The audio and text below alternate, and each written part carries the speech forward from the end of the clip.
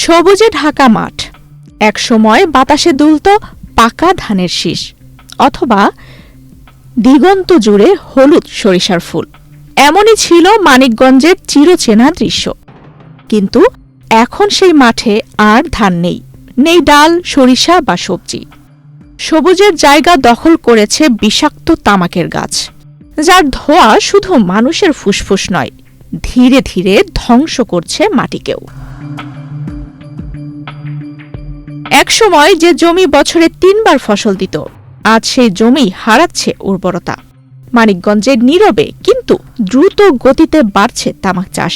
কৃষকরা দাবি করছেন, তামাক কোম্পানিগুলো আগাম নগদ অর্থ, সার, বীজ ও নানা প্রণোদনা দেওয়ার পাশাপাশি তাদের পণ্য বেশি দামে কিনে নিচ্ছে। এর ফলে অধিক লাভের আশায় কৃষকরা তামাক চাষে ঝুঁকছেন। তামাক বুনবো কি, অন্যান্য ফসলের চাইতে তামাকে আমাদের লাভজনক বেশি। তামাক কোম্পানি থেকে আমাদের সার দিতেছে, তামাক কোম্পানি থেকে পরামর্শ দিতেছে, এই পরামর্শ অনুযায়ী আমরা তামাক চাষ করতেছি। তামাকে আমাদের প্রচুর পরিমাণে লাভবান হচ্ছে। অন্যান্য ফসল বুনলে এই এত লাভবান হওয়া যাইতেছে না, তামাকে লাভবান বেশি। এতে তো জমির উর্বরতা নষ্ট হচ্ছে। আমরা আবার পানি দিয়ে সেচের মাধ্যমে উর্বরতা। সবজি চাষ হইতো, সরিষা চাষ হইতো, ওই দিতে টাকা কম থাকে, এই দিতে তামাক মূল্যে এখন কোম্পানিতে নগদ টাকা দেয়, সার দেয়, ওষুধ দেয়, আবার তাড়াতাড়ি বেশি দামে কিনে। তবে লাভের সঙ্গে সঙ্গে এর মাসুল দিচ্ছে পরিবেশ ও ভবিষ্যৎ কৃষিখাত। জেলার ঘিওর, সাটুরিয়া ও দৌলতপুর উপজেলায় সবচেয়ে বেশি তামাক চাষ হচ্ছে। একসময় যেখানে ধান, কলাই, মরিচ ও পেঁয়াজ আবাদ হতো, আজ সেই জমিগুলো তামাকের দখলে। অতিরিক্ত সার ও কীটনাশকের ব্যবহার জমির উর্বরতা কমিয়ে অন্যান্য ফসলের ফলন নষ্ট করছে।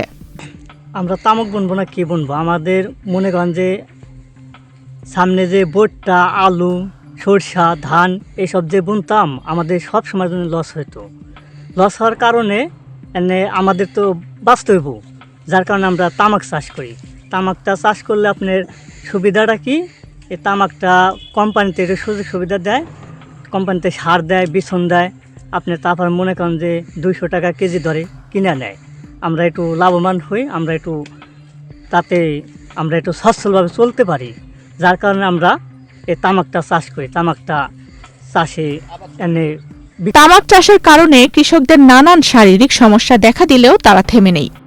লাভের লোভে প্রতিদিনই জমিতে চাষ হচ্ছে সারি সারি বিষাক্ত তামাক গাছ।